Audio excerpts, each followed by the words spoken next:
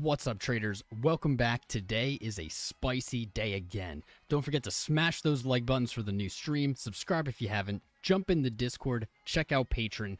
Let's go. Yo guys, what's going on? Welcome back to another magical episode of Livestream with Tom Crown.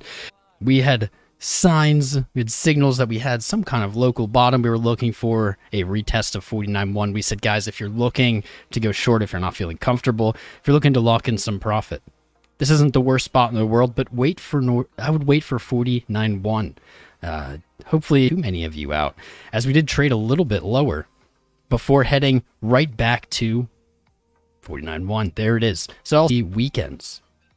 Maybe that's what's happening again. May get that spicy weekend. Price action. Really all we're looking for into the close here is one, hey, over 49.2 would be great. Let's close another green weekly. Let's make it 6 in a row. Downside target we're looking to hold, 47,000. So far, so good. This weekend's price action really going to decide the fate of this candle. However, almost regardless of how it closes, things aren't looking bad. Below 47,000 is not going to be ideal, but you can see that we've traded there for sure. We're really hoping to hold on to this positive momentum. We're hoping to keep that RSI on the weekly up. We can see it's possibly curving back down, still well above the 50 area, so things aren't looking that bad. Now to the day. Messing with these supports, man. These daily closes are creating tons and tons of levels. I don't really love that, as we did see that back here in this distribution range from it's on the chart to us, and then we saw it again down here. Virtually the same thing. Tons and tons of daily levels being respected and weekly close. But we have nothing to go on yet that would suggest that this uptrend is over. If we look at these, this is the 2-cent chart right here. We have multiple levels of support below us. Our 42.2. This is the price level that we have been watching since we broke out, since the start of August, all month. We see our descending high trend intersecting with our ascending high trend off of our lows in our breakout pattern. And both of those values, roughly around that level, we have a untested daily support. So similar to August 8th and 9th. July 30th, 31st was not backtested. Not backtested as support. It does not have to, but this is the logical spot to look, and this is my argument that this is the important level to hold.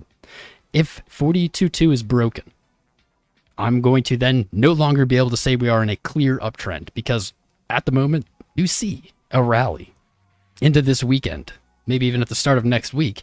We will just have repeated this exact pattern we've seen on the daily.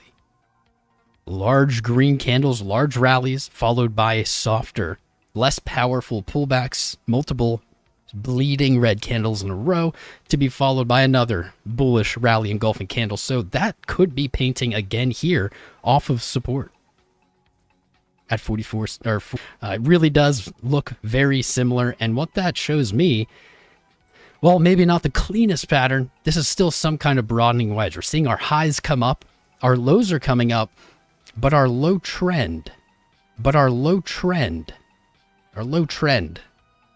is broadening, is moving away from our high trend. This is not a channel. This is not a wedge. This is the last rehash I'll do for the new people here joining us. Could be some kind of similar pattern to what we saw on this breakout reversal, as we had a broadening pattern as well, broke to the upside, and we never backtested. Never backtested this trend line. So that's pretty darn close to that 42.2. This is where I would be looking. If I was a bear, or if I was looking to re-enter, this is where I'd be looking. We may not get it, but the reason is closing below this trend line, not the best sign. We don't want to lose these trends. Trends aren't always the major players in patterns, I will admit that.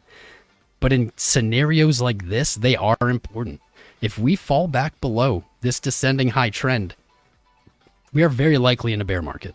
If we fall back below this trend. That is a reasonable thing to say. Luckily, plenty of room below. We have lots of reasons to believe we'll find support before those levels.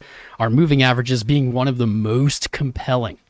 Not only did we backtest the untested resistance as support and bounced a significant bounce, when we look at just our daily moving, the 20 daily acting as support, what happened? What happened here? May, June, July, the 20 daily was seemingly impassable. Every time we traded above it, we saw pretty severe selling. But we've escaped the 20 daily. And that's back here, July 23rd. Escaped the 20 daily. I'll take off the 20 weekly for now because I might confuse some. There we go. We escaped it. We have not really come back.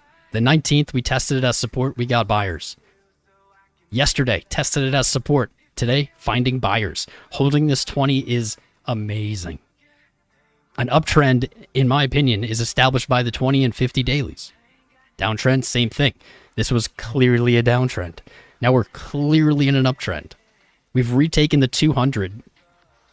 Things are looking solid now. The 100 MA on the daily, this is something we were worried about. It was still moving down. It was still showing us some bearish pressure. That's now changed. It's curled back up. All of our major moving averages minus the 20 weekly, now looking for upside. Holding this level, amazing. The 200 daily right below us untested, 46,000. If you're looking for stop losses, guys, if you're worried you don't trust this rally, there's so many places. There's so many places to look. There's so many technical price levels that would make sense. What we're really looking for here on the bull side is a break of our high here, obviously, right? August 23rd's high at 50.5. A higher high here, that's going to be the nail in the coffin. Bears are going to be in serious trouble